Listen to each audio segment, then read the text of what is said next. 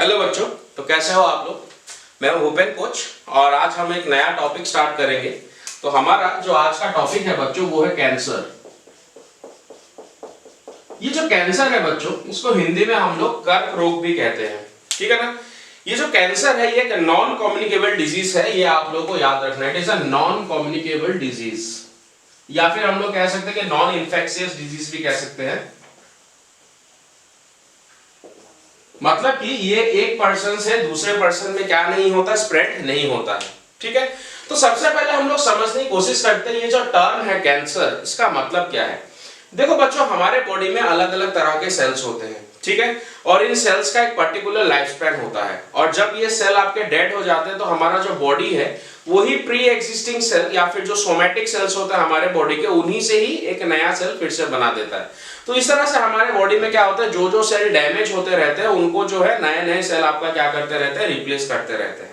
Okay, तो कुछ cell हमारे बॉडी के ऐसे होते हैं जो बहुत फास्ट आपका क्या करते हैं, मल्टीप्लाई करते हैं। जैसे कि हमारे एपिथेलियल सेल्स हो गए। आपको पता होगा जो कंपाउंड एपिथेलियम होता है वो हमारे बॉडी के कुछ ऐसे रीजन्स में प्रेजेंट होता है जहां पे वेयर एंड टेयर होने की चांसेस ज्यादा होती है, मतलब कि उनमें डैमेज ज्यादा होता है। जैसे कि ईसोफेगस के आप सेल्स मान लीजिए जहां पे कंपाउंड एपिथेलियम है, एनल कैनल के सेल्स मान लीजिए आप, ठीक है ना, या फिर हमारे हेयर वगैरह मान लीजिए, ठीक है। तो जिनमें क्या होता है, आपका ग्रोथ बहुत ज्यादा होता है। कुछ सेल्स ऐसे होते हैं जिनका डिवीजन या फिर जिनका मल्टीप्लिकेशन आपका स्लो होता है, जैसे कि हम लोग मान ले मसल्स वाले सेल, ठीक है ना, तो उनमें जो मल्टीप्लिकेशन होता है वो स्लो होता है। कुछ सेल्स ऐसे भी होते हैं जो हमारे अडल्ट हो जाने के बाद उनमें डिवीजन स्टॉप हो जाता है। तो आप लोग बता सकते हो सेल्स कौन से हैं। हमारे नर्वस सिस्टम के सेल्स, जैसे कि अगर हम न्यूरॉन्स के बारे में बात करें, ठीक है ना, तो एक पर्सन अडल्ट हो जाता है तो उन सेल में क्या हो जाता है बच्चों, जो ग्रोथ है वो स्टॉप हो जाता है, फिर डिवीजन स्टॉप हो जाता है, हम कह सकते हैं। ओके, अब ये तो हो गया नॉर्मल मशीनरी, मतलब हमारा बॉडी सेल साइकिल चला रहा है और प्री एग्जिस्टिंग सेल से नए नए सेल बन रहे हैं। अब ये जो सेल साइकिल होता है ये एक अंडर कंट्रोल होता है, मतलब कि हमारे बॉडी में कुछ ऐसे जीन्स होते हैं या फिर हमारे सेल्स के अंदर कुछ ऐसे जीन्स होते हैं, जीन्स के बारे में हम जरूर बात करेंगे, जो क्या करते हैं, इस सेल के डिवीजन को कंट्रोल करते हैं। मतलब कि कब सेल को डिवाइड होना है, डिवाइड होके कब रुकना है, कब पॉज होना है उसको, फिर कब डोरमेंट होना है, फिर अगला डिवीजन कब होना है, ठीक है ना। तो ये सारा एक पर्टिकुलर मैकेनिज्म होता है हमारे बॉडी में, जिससे कि सेल ग्रो करता है, डिवाइड करता है, डिफरेंशिएशन होता है। ओके, अब इस नॉर्मल मैकेनिज्म में अगर कोई, मान लीजिए कि बाय चांस कोई अगर मशीनरी जो है आपका फेल हो गया, या फिर कोई ऐसा सेल है जो इस सेल साइकिल को एस्केप कर गया और अब वो एबनॉर्मली डिवाइड करना स्टार्ट कर रहा है, ठीक है ना। एबनॉर्मली उसमें क्या आ रहा है, डिवीजन आ रहा है, बहुत सारे सेल्स बना रहे हैं जिनकी बॉडी को जरूरत नहीं है। तो इसी को हम लोग क्या कहते हैं, कैंसर कहते हैं। तो हम लोग धीरे धीरे जो है हम जानने की कोशिश करेंगे। सबसे पहले इसका डेफिनेशन को हम लोग यहाँ पर लिख देते हैं। So the definition will be the uncontrolled abnormal mitotic division of cells is called cancer. Okay, और जो कैंसर का स्टडी होता है, कैंसर के स्टडी के लिए आप लोग का यहाँ पर टर्म है जिसको हम लोग कहते हैं ऑन्कोलॉजी। तो ऑन्कोलॉजी टर्म किसको कहते हैं बच्चों, study of cancer is known as your oncology. Okay, और यही जो यहाँ से जो सेल्स बनते हैं आपके जो एबनॉर्मल, अब इस कंडीशन के कारण जो आपके क्या बने, एबनॉर्मल एंड अनडिफरेंशिएटेड सेल्स, मतलब बच्चों जो कैंसरस सेल्स होते हैं, ओके, जो कैंसरस सेल्स होता है, अनडिफरेंशिएटेड सेल्स होता है, उनका कोई फंक्शन असाइन नहीं होता है। वो सेल हमारे बॉडी को किस तरह से हार्म करते हैं हम डिस्कस करेंगे, ठीक है ना।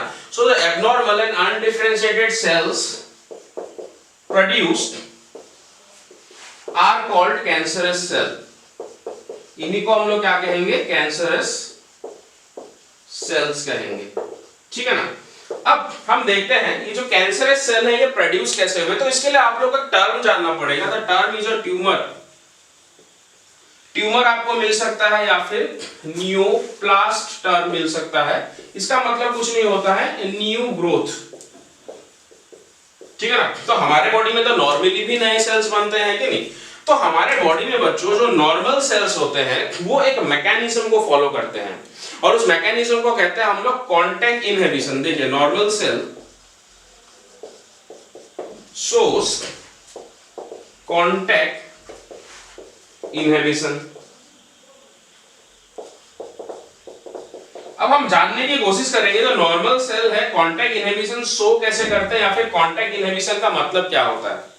मान लीजिए ये कोई सेल है हमारे बॉडी में, ठीक है, ये क्या कर गया बच्चों, डिवाइड कर गया, ठीक है ना, डिवाइड कर गया। डिवाइड करने के बाद ये जो फर्दर सेल है ये आपके क्या कर रहे हैं, डिवाइड कर रहे हैं दोबारा, okay, they are again dividing.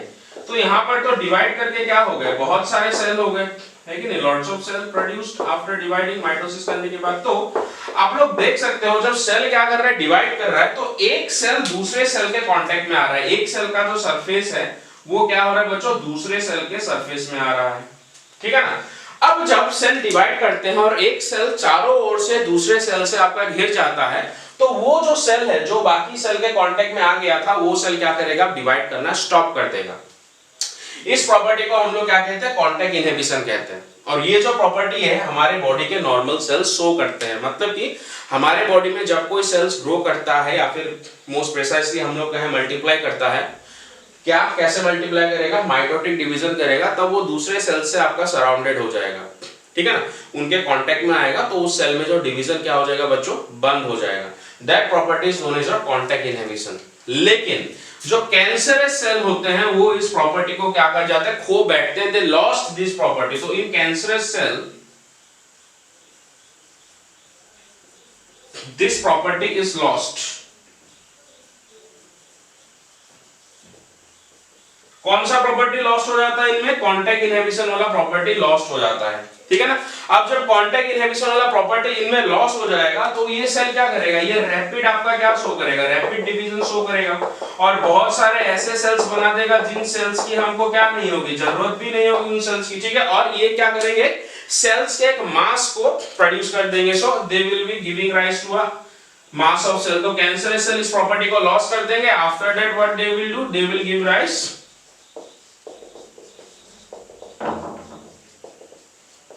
To a mass of cell, एक लंप प्रोड्यूस कर देंगे, और उसी मास को हम लोग क्या कहेंगे बच्चों, ट्यूमर। तो this mass of cell is known as tumour. तो हम अभी तक क्या समझे, हमारे बॉडी में जो नॉर्मल सेल्स होते हैं, नॉर्मल सेल्स का एक प्रॉपर्टी होता है, कौन सा प्रॉपर्टी होता है, दिस होता है property of your contact inhibition. मतलब जब वो आपका डिवाइड करते हैं, डिवाइड करने के बाद दूसरे सेल्स के कांटेक्ट में आते हैं, और आने के बाद क्या होता है, उनमें डिवीजन होना बंद हो जाता है। लेकिन जो कैंसरस सेल्स होते हैं इस प्रॉपर्टी को लॉस कर देते हैं। क्यों लॉस कर देते हैं वो हम डिस्कस करेंगे लेटर ऑन, ओके। तो बाय लूजिंग दिस प्रॉपर्टी वो लोग क्या करेंगे, बहुत ज्यादा डिवाइड करेंगे, और डिवाइड करने के बाद आपका एक सेल का एक मास प्रोड्यूस कर लेंगे, जिसको हम लोग क्या कहेंगे बच्चों, ट्यूमर कहेंगे, ठीक है ना। तो अब यहां तक हमारा क्लियर है कि कैंसर क्या होता है, कैंसरस सेल्स कैसे प्रोड्यूस होते हैं, ठीक है। अब हम जानते हैं ये जो ट्यूमर है ये कितने टाइप का होता है, ठीक है ना। तो नॉर्मली जो ट्यूमर होता है बच्चों, it is of two types, दो तरह के ट्यूमर होते हैं, और उन दोनों ट्यूमर में क्या डिफरेंस होता है हम लोग यहाँ पर डिस्कस करेंगे अभी। Okay, now let's discuss the type of tumor. Types of tumor. तो अभी थोड़ी देर पहले हमको पता चला कि ट्यूमर का फॉर्मेशन कैसे होता है। जो नॉर्मल सेल्स होते हैं क्या लॉस कर देते हैं, कांटेक्ट इनहिबिशन के प्रॉपर्टी को लॉस कर देते हैं, सेल का एक लंप बना देते हैं, एक मास बना देते हैं, जिससे क्या बनता है, ट्यूमर बनता है आपका। ट्यूमर के अंदर क्या होता है बच्चों, कैंसरस सेल होते हैं, ठीक है। तो ट्यूमर जो होते हैं दो तरह के होते हैं, एक होता है बिनाइन ट्यूमर,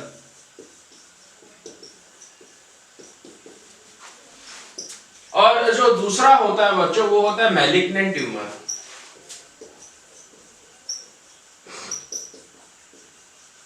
तो इन दोनों ट्यूमर के बीच में हम लोग अभी डिफरेंस जानते हैं, ठीक है।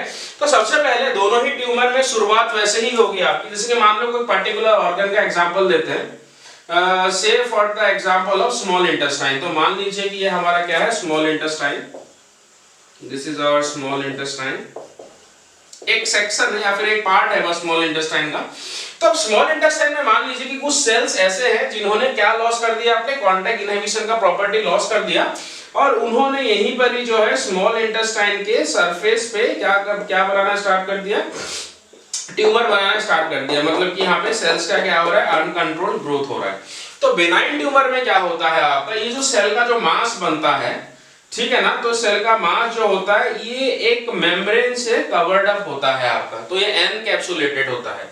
तो बेनाइन ट्यूमर का पहला प्रॉपर्टी होता है द ट्यूमर सेल्स, या फिर जो कैंसरस सेल हम लोग कह ले, remains at the place of origin. मतलब कि मान लीजिए स्मॉल इंटेस्टाइन के जिस पोर्शन में, जिस हिस्से में आपके सेल्स का डिवीजन हुआ है, अनकंट्रोल्ड डिवीजन हुआ है सेल्स का, सेल्स वहीं पे ही रहेंगे, उस जगह से दूसरे जगह में नहीं जाएंगे आपका ये, ठीक है ना। और दूसरा प्रॉपर्टी क्या होता है आपका, इट इज एनकैप्सुलेटेड। एनकैप्सुलेटेड का मतलब होता है जो आपका बिनाइन ट्यूमर होता है वो एक मेम्ब्रेन से बाउंड रहेगा आपका, ठीक है ना। तो बिनाइन ट्यूमर जो होता है ये उतना बच्चों डेंजरस नहीं होता है। जैसे कि आप लोग देखें कि बॉडी के किसी पार्ट में जो है ट्यूमर निकलने लगा आपका, या फिर हम लोग एमआरआई करेंगे तो वहां पे देखेंगे किसी ऑर्गन में क्या है, सेल्स का एक एक्स्ट्रा मास बन गया, तो उसको हम लोग सर्जिकली रिमूव भी कर सकते हैं, ठीक है ना। तो वो प्रॉब्लम सॉल्व हो जाएगा। लेकिन अगर सर्जिकली इसको रिमूव नहीं किया गया तो क्या होगा, इसका जो साइज है वो और बड़ा होने लगेगा, इसके अंदर ब्लड वेसल्स ग्रो होने लगेंगे आपके, ठीक है। और ये जो कैंसरस सेल है ये सारा जो न्यूट्रिशन वगैरह है, ऑक्सीजन सप्लाई वगैरह है, वो सारा विड्रॉ करने लग जाएगा। और जो नॉर्मल सेल्स है उनको एनर्जी नहीं मिलेगा, उनको क्या नहीं मिलेगा, आपको ऑक्सीजन नहीं मिलेगा, अल्टीमेटली जो ऑर्गन है वो क्या हो जाएगा, आपका फेल हो जाएगा, ठीक है ना। बट इसका पता अगर लगा ले तो इसको रिमूव कर देंगे तो प्रॉब्लम वहां पर सॉल्व हो जाता है। तो दूसरे तरह का जो यहाँ पर जो ट्यूमर है ये आपका थोड़ा सा डेंजरस है। मैलिग्नेंट का मतलब ही होता है डेंजरस, या फिर आप कह सकते हो जो मूव कर सकता है, ठीक है ना। कैसे डेंजरस होता है हम लोग देखेंगे। फिर से हम लोग उसी पार्ट को यहाँ पर ड्रॉ करते हैं स्मॉल इंटेस्टाइन के, ठीक है। ये स्मॉल इंटेस्टाइन है, यहाँ पर इसके सरफेस में सेल्स ने क्या कर दिया, कांटेक्ट इनहिबिशन का प्रॉपर्टी लूज कर दिया और इन्होंने क्या बनाया, यहाँ पर एक ट्यूमर का फॉर्मेशन कर लिया, ठीक है। अब ये जो बिनाइन ट्यूमर है और जो मैलिग्नेंट ट्यूमर है इनमें से डिफरेंस क्या आ जाता है आप लोग देखिए। जो आपका बिनाइन ट्यूमर होता है वो क्या होता है, एनकैप्सुलेटेड होता है। देखिए यहाँ पर बाहर एक क्या होता है, कैप्सूल होता है, ठीक है। और जो सेल्स होते हैं जहां पर ओरिजिन हुए हैं वहीं पर ही रहेंगे। मैलिग्नेंट ट्यूमर में ऐसा नहीं होता है बच्चों। ये जो कैंसरस सेल्स होते हैं ये यहाँ से क्या होने लगते हैं, सेट होने लगते हैं। मतलब इस ट्यूमर से सेल्स धीरे धीरे टूट के बाहर आने लगते हैं, और बाहर कहाँ पे आ जाते हैं, ब्लड में। दे कम टू द ब्लड। तो खतरनाक कंडीशन हो गया, कैंसरस सेल कहाँ पे आ गया, ब्लड में आ गए। अब ब्लड के हेल्प से ये बॉडी के अलग अलग ऑर्गन में चले जाएंगे, वाइटल्स ऑर्गन में भी जाएंगे ये, ठीक है ना। और ये जो सेल्स है बॉडी के ब्लड के थ्रू जिस जिस ऑर्गन में जाएंगे, जहां जहां सेटल डाउन होंगे वहां वहां एक नए ट्यूमर का या फिर वहां वहां कैंसरस सेल प्रोड्यूस करना स्टार्ट कर देंगे। So they goes to the vital organs.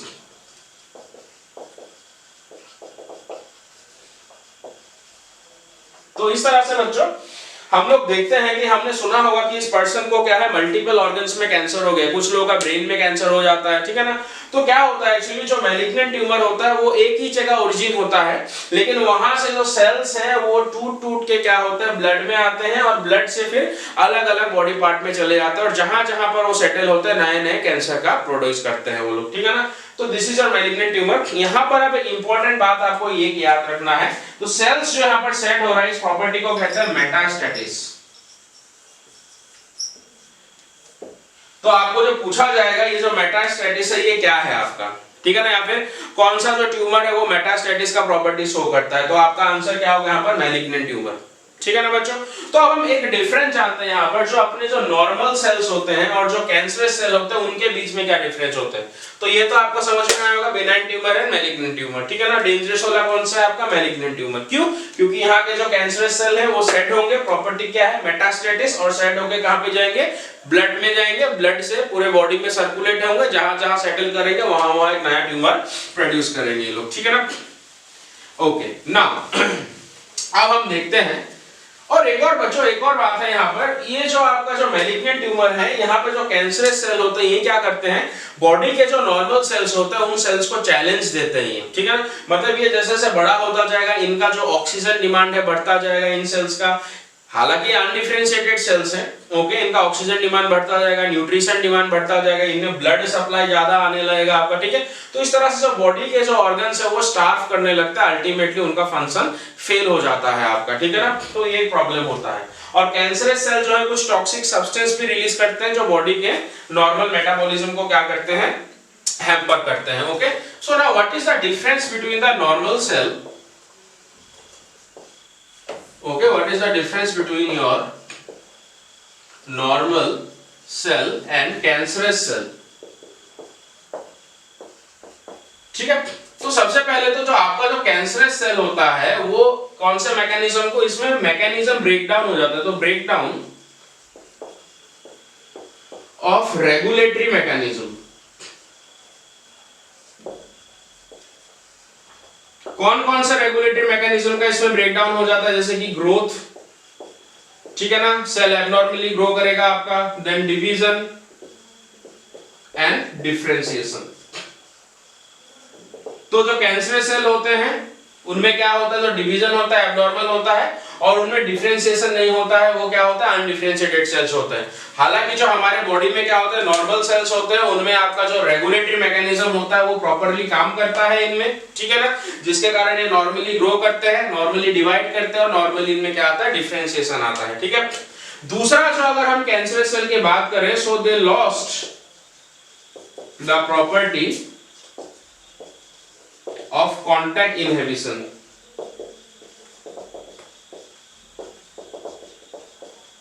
तो नॉर्मली जो हमारे बॉडी के सेल्स होते हैं वो कांटेक्ट इनहिबिशन शो करते हैं, लेकिन कैंसरस सेल क्या शो नहीं करते, कांटेक्ट इनहिबिशन शो नहीं करते हैं। वेरी इंपॉर्टेंट पॉइंट, ठीक है।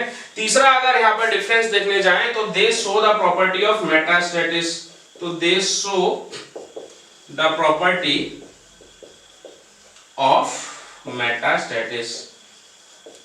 अब ये मेटास्टेटिस क्या होता है, मैंने कहा था यहाँ पर जो सेल का मास बना है, इस सेल के मास से ही कैंसरस सेल क्या होता है, सेट होके ब्लड में आ जाता है, ठीक है। लेकिन नॉर्मली हमारे बॉडी के जो सेल्स होते हैं वो ऑर्गन में अपने इंटैक्ट होते हैं, वहां से सेट होके ब्लड में नहीं आते हैं बच्चों, ठीक है।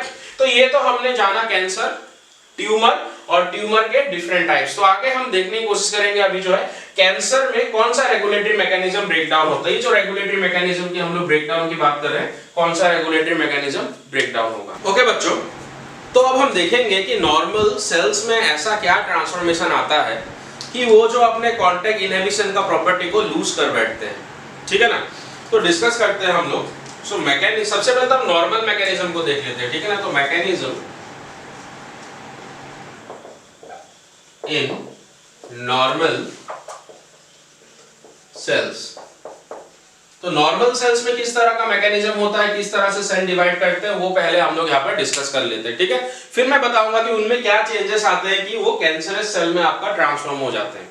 यहाँ पर सेल साइकिल को हम डिस्कस नहीं करेंगे, हम यहाँ पर कुछ पर्टिकुलर जीन्स को डिस्कस करेंगे जो आपका क्या करते हैं, सेल साइकिल को रेगुलेट करते हैं, ठीक है ना। मान लो ये हमारे बॉडी का क्या है, normal cell. So this is the normal cell of our body, ठीक है। अब इस सेल को क्या करना है, डिवाइड करना है, this cell has to divide। तो ये सब सेल डिवाइड करेगा बच्चों। इस सेल के न्यूक्लियस के अंदर क्या होता है हमको पता है, डीएनए। तो डीएनए में कुछ ऐसे जीन्स होंगे जो इस सेल को सक्सेसफुली एक अच्छे नॉर्मल सेल में डिवाइड होने के लिए क्या करेंगे, हेल्प करेंगे, मतलब कि रेगुलेटरी मैकेनिज्म को क्या करेंगे, मेंटेन करेंगे। तो सबसे पहला जो जीन होता है आपका, इसको कहते हैं हम लोग प्रोटोऑन्कोजीन, ठीक है ना। तो first gene is your प्रोटोऑन्कोजीन,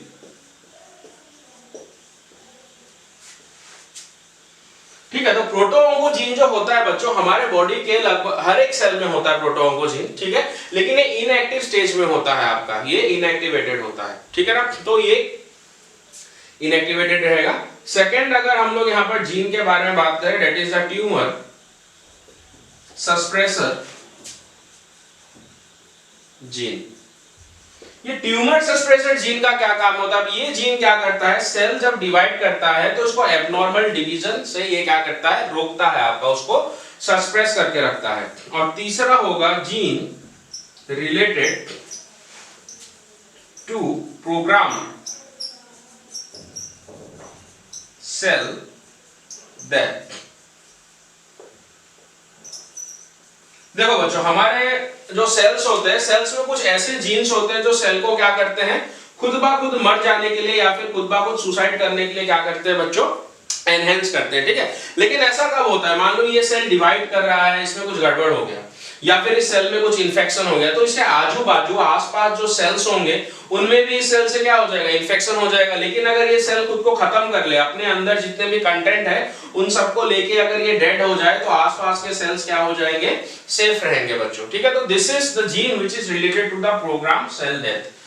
okay, ये जो प्रोसेस होता है प्रोग्राम सेल डेथ का, इसको एपोप्टोसिस कहते हैं। ओके, एपोप्टोसिस का जो मैकेनिज्म है वो आप लोग के नीट के सिलेबस में नहीं है, टर्म खाली आप लोग याद रख लेना, एपोप्टोसिस। एपोप्टोसिस किसको कहते हैं, जब सेल खुद को आपका क्या कर लेता है, डेड कर लेता है, फिर सेल जब सुसाइड कर लेता है आपका। ठीक है ना, तो ये सारे जो जीन होते हैं इस सेल को रेगुलेट करेंगे ताकि ये सक्सेसफुली क्या कर जाए बच्चों, नॉर्मल सेल में डिवाइड हो जाए। तो दीज आर द सेल्स, यहां से डिवाइड होके आपके क्या बन गए, फिर से बहुत सारे नॉर्मल सेल्स यहां पर बन गए। तो ऐसा जो होता है ये होता है रेगुलेटरी मैकेनिज्म, जो नॉर्मल सेल साइकिल को क्या करता है, आपका रेगुलेट करता है। अब हम देखते हैं ये जो सेल्स है कैंसरस सेल में कैसे ट्रांसफॉर्म हो जाते हैं, मैकेनिज्म में गड़बड़ कहां पे होता है जिससे कैंसरस सेल बन जाते हैं। ठीक है ना, सो लेट्स डिस्कस ट्रांसफॉर्मेशन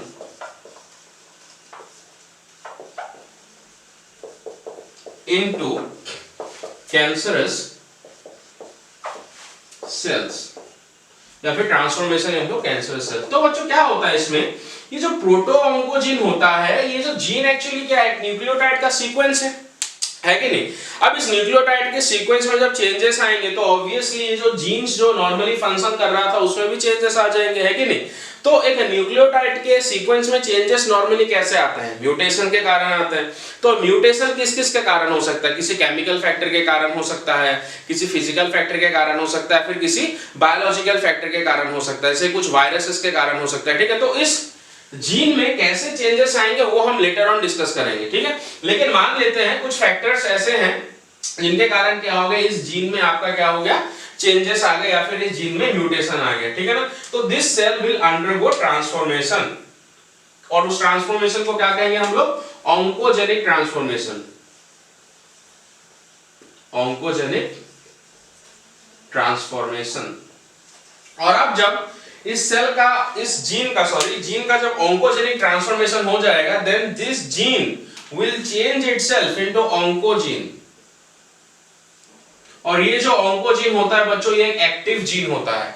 ठीक है ना, ऑन्कोजीन क्या करेगा, इस सेल को रैपिडली एब्नॉर्मली डिवाइड होने के लिए हेल्प करेगा, और इन दोनों जीन्स में भी आपका क्या हो जाएगा, म्यूटेशन आ जाएगा। और इन दोनों जीन्स में जब म्यूटेशन आ जाएंगे, this two genes will become inactive. मतलब कि ट्यूमर सस्प्रेसर जीन जो है वो काम करना बंद कर देगा, अब वो सेल को सस्प्रेस नहीं करेगा, सेल एब्नॉर्मली डिवाइड करेगा। और सेल खुद को एब्नॉर्मली डिवाइड करे तो सेल को क्या करना चाहिए, नॉर्मली खुद को मार देना चाहिए, किल कर देना चाहिए। लेकिन जो जीन है जो प्रोग्राम सेल डेथ को आपका कंट्रोल कर रहा है, वो जीन भी आपका क्या हो गया, यहाँ पर इनएक्टिव हो गया। तो इसके कारण आपका क्या हो जाएगा, ये जो सेल्स है अब ये एब्नॉर्मली ग्रो करना स्टार्ट कर जाएगा बच्चों, this cell will abnormally divide. ठीक है ना, तो इनको क्या कहेंगे, this abnormal cells are cancerous cells. ठीक है, तो इस तरह से जो आपका क्या होता है, एक सेल में, एक नॉर्मल सेल का जो आपका रेगुलेटरी मैकेनिज्म होता है ब्रेकडाउन हो जाता है। कैसे ब्रेकडाउन हो जाता है, हमने कौन से जीन की बात की, प्रोटोऑन्कोजीन की बात की, जिसमें म्यूटेशन आएगा, कुछ ऐसे फैक्टर्स होंगे, इसको चेंज करा देंगे इनटू ऑन्कोजीन, और ऑन्कोजीन क्या करेगा, आप इसके एब्नॉर्मल डिवीजन को प्रमोट करेगा, जिसके कारण आपके बहुत सारे एब्नॉर्मल कैंसरस सेल बन जाएंगे। अब कैंसरस सेल क्या होता है हमने डिस्कस किया, ये डिवाइड कर करके ट्यूमर बनाएंगे। ट्यूमर दो तरह के होते हैं ना, एक होता है बेनाइन ट्यूमर, दूसरा होता है मैलिग्नेंट ट्यूमर, जो क्या होता है, डेंजरस होता है। वो क्या शो करता है बच्चों, मेटास्टैटिस, और वो ब्लड के थ्रू जिन जिन ऑर्गन्स में जाएगा वहां पे फिर नया नया ट्यूमर बनाना स्टार्ट कर देगा। ठीक है, और ये जो है आपका ट्यूमर सस्प्रेसर जीन, ये भी इनएक्टिवेट हो जाएगा, और gene related to the programme cell death, ये भी आपका क्या हो जाएगा, इनएक्टिवेट हो जाएगा। अब फाइनली ये जो सेल्स हैं आपके ग्रो कर करके ट्यूमर बनाते रहेंगे, और ये ट्यूमर जो है हमारे नॉर्मल बॉडी के सेल्स को क्या करेगा, चैलेंज करेगा, किसके लिए, ऑक्सीजन के लिए, न्यूट्रिशन के लिए, या फिर कोई भी जो एसेंशियल सप्लाई है उन सब को विड्रॉ कर लेगा ब्लड से।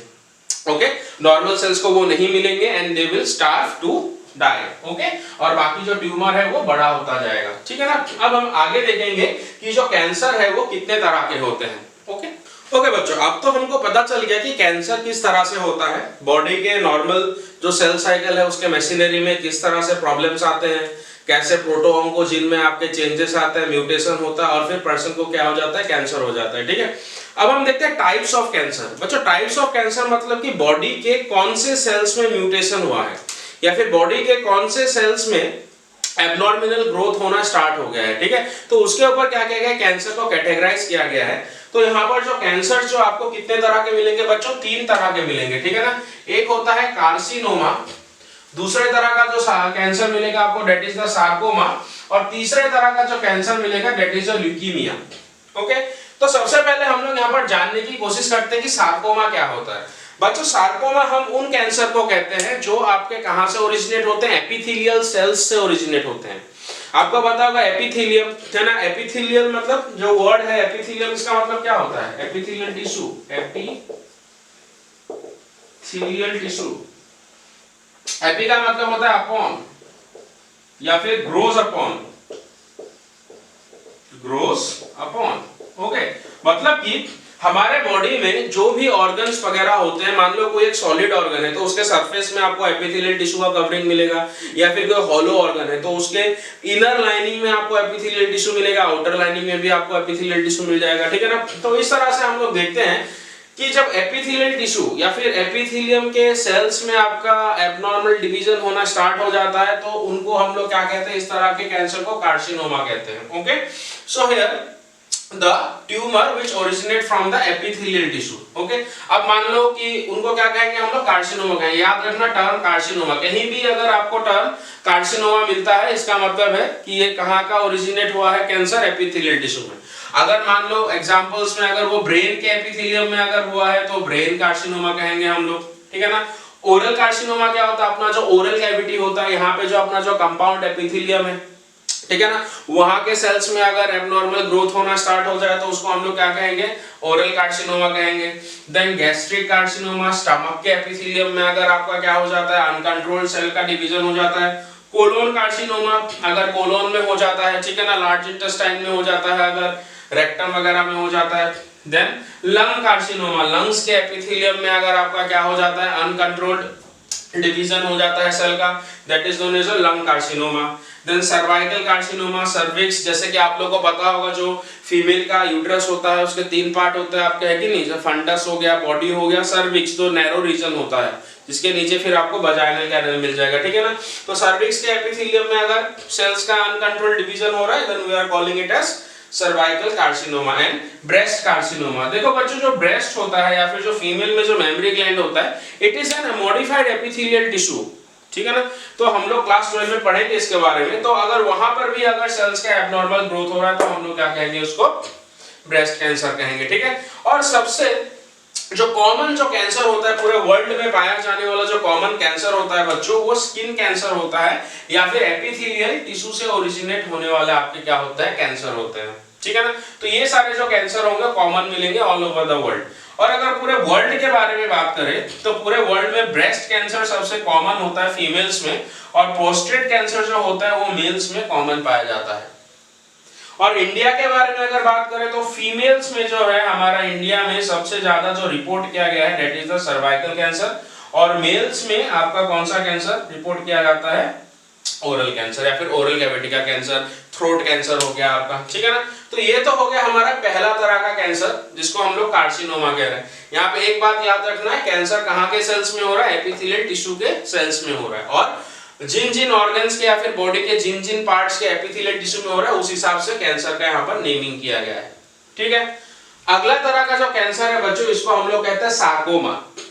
सार्कोमा मतलब देखो आपको पता होगा ह्यूमन जैसे कि ट्रिप्लोब्लास्टिक एनिमल है, ठीक है, उसके अलग अलग जर्म लेयर से अलग अलग ऑर्गन्स का फॉर्मेशन हुआ है कि नहीं। तो जो मेसोडर्म है अपना, जो मिडल वाला जो जर्म लेयर था मेसोडर्म, वहां के सेल्स से जो जो ऑर्गन का फॉर्मेशन होता है उन सेल्स में अगर आपका क्या होता है, कैंसर होता है, तो उस तरह के कैंसर को हम लोग क्या कहते हैं, सार्कोमा कहते हैं। You have to remember, so mesodermally derived organ में अगर कैंसर हो रहा है तो उस तरह के कैंसर को हम लोग क्या कहेंगे, सार्कोमा कहेंगे। जैसे कि मेसोडर्म से क्या अराइज होता है, बोन, मेसोडर्म के सेल डिफरेंशिएट होकर बोन बनते हैं, तो बोन कैंसर। और बोन कैंसर का जो टर्म है वो है ऑस्टियोसार्कोमा। अब आपको कौन सा टर्म मिलेगा, सार्कोमा। अगर आपको सार्कोमा जहां जहां मिल रहा है तो आप सोचिए वो कहां का कैंसर है, मेसोडर्म से ओरिजिनेट होने वाले ऑर्गन्स या फिर टिश्यू में होने वाला कैंसर है, ठीक है। उसी तरह से muscle cancer, muscle is also मेसोडर्मली derived, okay. तो उसको हम लोग क्या कहते हैं, जो टर्म है that is the myosarcoma. Lymph node sarcoma उसी तरह से, तो लिम्फ नोड सार्कोमा को हम लोग क्या कह रहे हैं, लिम्फोसार्कोमा कह रहे हैं। यहाँ पे टर्म क्या यूज हो रहा था, कार्सिनोमा, यहाँ पे टर्म क्या यूज हो रहा है, सार्कोमा। तो ये दो तरह के कैंसर हो गए, ठीक है। हालांकि सबसे कॉमन वाले कैंसर कौन से हैं, कार्सिनोमा, ठीक है। और सबसे रेयर वाले अगर कैंसर के बारे में बात करें बच्चों, that is the leukaemia. Leukaemia मतलब कहीं ना कहीं वर्ड जो है ल्यूकोसाइट से रिलेटेड है आपका, ठीक है ना। तो अगर ये कैंसर कहाँ का है, ये व्हाइट ब्लड सेल्स का कैंसर है बच्चों। देखो व्हाइट ब्लड सेल्स में जब नंबर इंक्रीज हो जाता है, दो रीजन से नंबर इंक्रीज हो सकता है व्हाइट ब्लड सेल्स का। मान लीजिए उसको बैक्टीरियल इन्फेक्शन हो गया या फिर वायरल इन्फेक्शन हो गया, तो बॉडी क्या करता है, जो व्हाइट ब्लड सेल्स है उनके नंबर को इंक्रीज करता है, ताकि उस पैथोजन को वो क्या कर पाए, एफिशिएंटली फैगोसाइटोसिस कर पाए, ठीक है ना बच्चों, ओके। लेकिन अगर आप मान लो कि वो कैंसर अगर आपका इन्फेक्शंस के कारण नहीं हो रहा है, तो दूसरा कारण हो सकता है आपका यहाँ पर क्या, कैंसर। व्हिच कैंसर, ल्यूकीमिया, मतलब कि डब्ल्यूबीसी का नंबर इंक्रीज हो रहा है। ये इंक्रीज तो इन्फेक्शन के कारण नहीं हो रहा है, तो इंक्रीज किसके कारण हो रहा है, आपका कैंसर के कारण हो रहा है। कैंसर जैसे कि हमने बताया था एबनॉर्मल ग्रोथ या फिर abnormal division of the cell, तो this is the rarest cancer. और ल्यूकीमिया होने से बच्चों ऐसा नहीं है कि पर्सन में डब्ल्यूबीसी का जो नंबर है वो इंक्रीज हो गया, अब जो पर्सन का इम्यून सिस्टम जो है क्या हो जाएगा, आपका मोर इफेक्टिव हो जाएगा। ऐसा कभी नहीं होता है, क्योंकि हमने डिस्कस किया था जो एबनॉर्मल सेल्स बनते हैं वो अनडिफरेंशिएटेड होते हैं, उनका कोई फंक्शन नहीं होता। वो तो न्यूट्रिशन विड्रॉ करते हैं और क्या करते हैं, टॉक्सिक सब्सटेंस रिलीज करते हैं। प्लस अगर किसी पर्सन का डब्ल्यूबीसी का नंबर बॉडी में बढ़ जाता है, तो ब्लड का जो विस्कोसिटी है वो क्या हो जाएगा, कम हो जाएगा। ब्लड क्या होता है, फ्लूइड होता है ब्लड, उसमें सेल्स का नंबर बढ़ गया, मतलब ब्लड क्या हो गया, गाढ़ा हो गया, उसका विस्कोसिटी कम हो गया। अब वो पहले जितने अच्छे से ब्लड फ्लो कर पा रहा था, क्योंकि उसमें सेल्स का नंबर ज्यादा हो गया है, अब वो ब्लड अच्छे से फ्लो नहीं कर पाएगा, तो ब्लड सर्कुलेशन में भी प्रॉब्लम आ जाएगा, ठीक है ना। तो ये है आपका ल्यूकीमिया। तो ये हमने पढ़ लिए 3 तरह के कैंसर्स। अब हम बच्चों डिस्कस करेंगे वो कौन से कारण से या फिर वो कौन से एक्सटर्नल फैक्टर्स हैं जिनके कारण एक पर्सन में कैंसर इंड्यूस होता है, ओके। ओके बच्चों, तो अब हम जो फैक्टर्स के बारे में डिस्कस करते हैं, ठीक है। ऐसे कौन से फैक्टर्स हैं जो बॉडी में क्या कराते हैं, कैंसर को प्रमोट कराते हैं या फिर कैंसर को इंड्यूस करते हैं। तो कार्सिनोजेन, जैसा कि मैंने आपको बताया, कार्सिनोजेंस ऐसे फैक्टर्स होते हैं जो बॉडी में क्या कराते हैं, सेल्स को एक अनकंट्रोल्ड डिवीजन के लिए क्या करते हैं, प्रमोट कराते हैं, ओके। यही वो कार्सिनोजेंस है जो क्या करेंगे, आपके हमारे सेल्स में जो रेगुलेटरी मैकेनिज्म होते हैं उसका ब्रेक डाउन करा देते हैं। तो सबसे पहले डिस्कस कर लेते हैं जो कार्सिनोजेंस हैं ये किस तरह से जो है इफेक्ट करते हैं बॉडी में, ठीक है। तो सबसे पहला जो इफेक्ट होता है कार्सिनोजेंस का वो होता है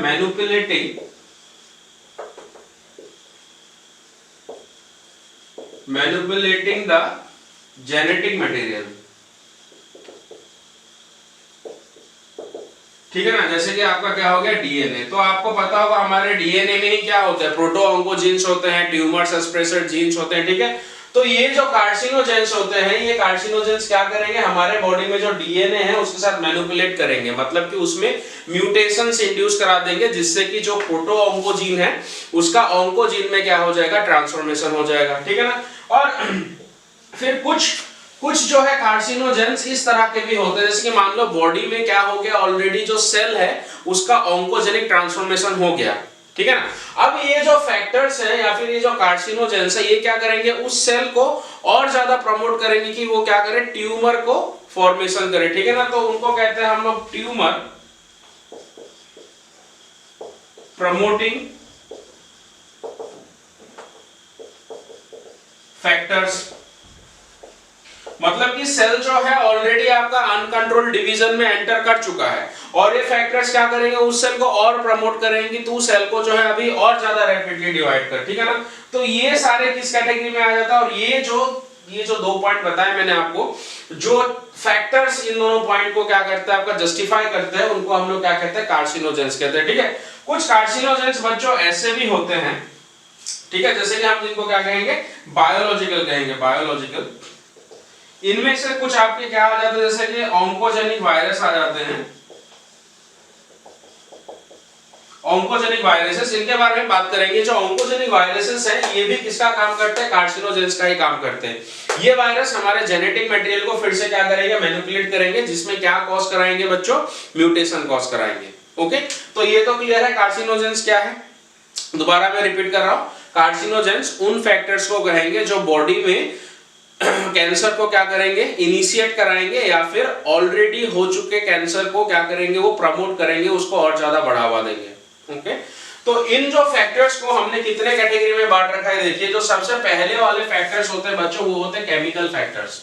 ठीक है ना, मतलब ऐसे केमिकल्स जो क्या कर सकते हैं, जेनेटिक मटेरियल के साथ मैनिपुलेट कर सकते हैं। जैसे कि एग्जांपल में आप लोग देखिए, सबसे पहले tobacco, betel chewing causes oral cancer. तो टोबैको तो आप लोगों को पता होगा, है कि नहीं, बीटल नट, ठीक है। तो इन सब को जब एक पर्सन च्यू करता है, इनसे केमिकल रिलीज होता है बच्चों, और ये जो केमिकल होता है हमारे ओरल कैविटी के जो भी सेल्स होते हैं, इन सेल्स को क्या करता है, वो अफेक्ट करता है, जिसके कारण जो सेल्स होते हैं ओरल कैविटी के, वो अपना नॉर्मल जो डिवाइडिंग का जो मैकेनिज्म है उसको खो बैठता है और वो कैंसरस सेल में ट्रांसफॉर्म हो जाता है। उसी तरह से देखिए, जैसे कि हैवी स्मोकिंग हो गया आपका, जो पर्सन्स हैवी स्मोकिंग करते हैं, अब हैवी स्मोकिंग करने से क्या होगा, जो ट्रैकिया हो गया या फिर जो एल्वियोलाई हो गया, वहां के एपिथेलियल सेल्स क्या होते हैं, डैमेज होते हैं बच्चों। ठीक है, और जब सेल डैमेज होगा तो सेल क्या करेगा, दोबारा मल्टीप्लाई करने की कोशिश करेगा। अब जब वो दोबारा मल्टीप्लाई करेगा तो उसमें मिस्टेक्स होना स्टार्ट होंगे मल्टीप्लाई करने में, और वो क्या बना देगा, कैंसरस सेल बना देगा आपका। ठीक है,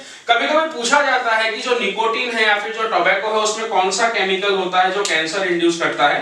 तो ये केमिकल आप लोगों को याद रखना पड़ेगा, N nitrosodimethylamine. This is the chemical which is present in this tobacco या फिर निकोटीन। ठीक है ना, और इसके कारण क्या हो सकता है, ओरल कैंसर हो सकता है, ओरल कैविटी का कैंसर, लैरिंक्स में कैंसर हो सकता है, लंग्स में कैंसर हो सकता है। ठीक है ना, और भी दूसरे केमिकल फैक्टर्स होते हैं बच्चों जो रोजमर्रा की जिंदगी में हम लोग फेस करते रहते हैं एक्चुअली।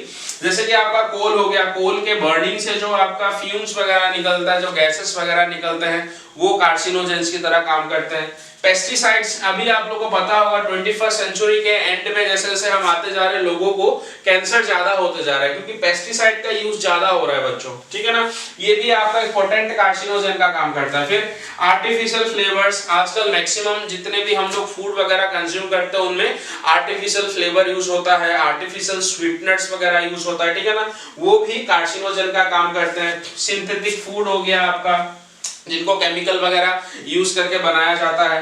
ठीक है ना, तो ये सारे भी क्या करते हैं, कार्सिनोजेन का काम करते हैं। क्योंकि ये सारे केमिकल्स हैं तो हमने इनको किस में रख दिया, केमिकल फैक्टर्स में रख दिया। ओके, अगला जो है केमिकल, ये हार्मोनल इम्बैलेंस। देखो बच्चों, हमारे ही बॉडी में अगर कभी-कभी हार्मोन का इम्बैलेंस हो जाए, मान लो कि ग्रोथ हार्मोन जो है बहुत ज्यादा आपका क्या हो रहा है, रिलीज हो रहा है, वो भी कैंसर कॉज करा सकता है। वुमेन में पाया जाता है जैसे कि एक्सेस ईस्ट्रोजन। तो एक्सेस जो ईस्ट्रोजन होता है फीमेल्स में, एक्चुअली फीमेल्स में ईस्ट्रोजन का एक रोल होता है, वो क्या करता है, जो मेमोरी ग्लैंड्स होते हैं या फिर जो ब्रेस्ट होते हैं, उनके डेवलपमेंट में हेल्प करता है, उनके पॉलिफरेशन में हेल्प करता है, मेमोरी ग्लैंड के सेल के डिवीजन में हेल्प करता है। कौन सा हार्मोन, ईस्ट्रोजन। अगर ये एक्सेस हो गया तो मेमोरी ग्लैंड के सेल्स के क्या हो जाएंगे, अनकंट्रोल्ड डिवीजन होना स्टार्ट हो जाएगा, and that will be leading to the breast cancer. So excess oestrogen, it causes breast cancer in females. ठीक है ना, तो ये तो सारे हो गए हमारे केमिकल फैक्टर्स। फिर से बता रहा हूं क्या पढ़ रहे हैं, कार्सिनोजेंस। कार्सिनोजेंस किसको कहते हैं, जो क्या इंड्यूस करेंगे, कैंसर, या फिर उसको क्या करेंगे, प्रमोट करेंगे। उसका कैटेगरी अलग अलग है। पहला क्या है, केमिकल, जो हमने अभी पढ़ा। दूसरे है फिजिकल फैक्टर्स बच्चों। फिजिकल फैक्टर्स में जैसे कि हम यहाँ पे देख रहे हैं Kangri cancer. Kangri cancer actually India के जो नॉर्दर्न पार्ट में हमको देखने को मिलता है, जम्मू कश्मीर में, जहां पे जैसे कि बहुत ठंड पड़ती है, बर्फ वगैरह। ठीक है ना, तो वो क्या करते हैं, उनके पास एक बास्केट होता है जिसमें वो लोग कोल वगैरह को जला लेते हैं। ओके, और उसको बॉडी के एकदम क्लोज लाके रखते हैं, उसको ढक लेते हैं। तो जिसके कारण क्या होता है, लोअर बॉडी पार्ट उनका गर्म होना स्टार्ट हो जाता है, जिससे उनको कंफर्ट मिलता है। लेकिन वो जो बास्केट बॉडी के जिन रीजन्स में होता है, वहां के सेल्स बच्चों डैमेज हो जाते हैं बहुत ज्यादा हीट के कारण। अब सेल्स डैमेज हो रहे तो क्या करेगा, सेल दोबारा से डिवाइड करेगा, नए सेल्स आएंगे। अब अगर ये प्रोसेस, अगर उनका जो बास्केट है ना, उसको कांगरी कहते हैं, इसीलिए कांगरी कैंसर। ठीक है ना, तो कांगरी को लेके बैठेंगे, सेल उनके बॉडी में डेड हो रहा है, नए नए सेल फिर बन रहे हैं, फिर सेल डेड हो रहा है, फिर नए सेल बन रहे हैं, तो चांसेस होते हैं वहां पर कि सेल जो है एबनॉर्मल डिवीजन में आपका एंटर कर जाए। और जब होता है ऐसा, और जिसके कारण जब कैंसर होगा, उसको हम लोग कांगरी कैंसर कहते हैं। फिर एक है स्टीप टीथ। स्टीप टीथ क्या होता है बच्चों? कुछ लोगों में हम लोग देखते हैं उनका जो टीथ होता है वो क्या होता है, एकदम शार्प टीथ होता है उनका, ठीक है ना। तो जब उस पर्सन का एक शार्प टीथ होता है, तो शार्प टीथ क्या करेगा, बार बार जो टंग हो गया या फिर जो यहाँ पर जो चीक रीजन में जो भी अपना मसल वगैरह है उसको क्या करेगा, डैमेज करेगा, बार बार वो कट लगाएगा। तो बार बार कट लगा रहा है, सेल बार बार रिकवर करने के लिए अपना डिवीजन कर रहा है, ठीक है। और ऐसा चलते जाएगा तो क्या होगा, एक टाइम पे जो सेल है डिवाइड कर करके अपना जो नॉर्मल मैकेनिज्म है वो खो बैठेगा and it will become cancerous cell. Okay, तो ये तो हो गए फिजिकल फैक्टर्स। फिर हम आगे बढ़ते हैं रेडिएशन फैक्टर्स। तो रेडिएशन फैक्टर्स में बच्चों कॉस्मिक रेज है, ये तो हार्मफुल होते ही हैं। फिर एक्स रेज, ठीक है ना।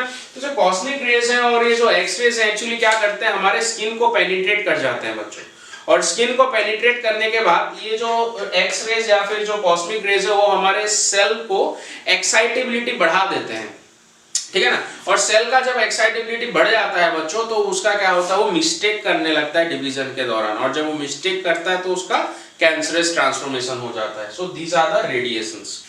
अगले फैक्टर के बारे में अगर हम लोग यहाँ पर बात करें, that is the biological factors. Okay, तो बायोलॉजिकल फैक्टर्स में क्या होंगे, कुछ ऐसे माइक्रो ऑर्गेनिजम्स होंगे, वो बॉडी में एंटर करने के बाद दो काम करेंगे। आइदर वो क्या करेंगे, जेनेटिक मटेरियल को मैनिपुलेट करेंगे ताकि उसमें चेंजेस आ जाए, नॉर्मल मैकेनिज्म का ब्रेकडाउन हो जाए, या फिर वो क्या करेंगे, ट्यूमर जो ऑलरेडी प्रोड्यूस हो चुका होगा उसको प्रमोट करेंगे और ज्यादा बढ़ावा देंगे।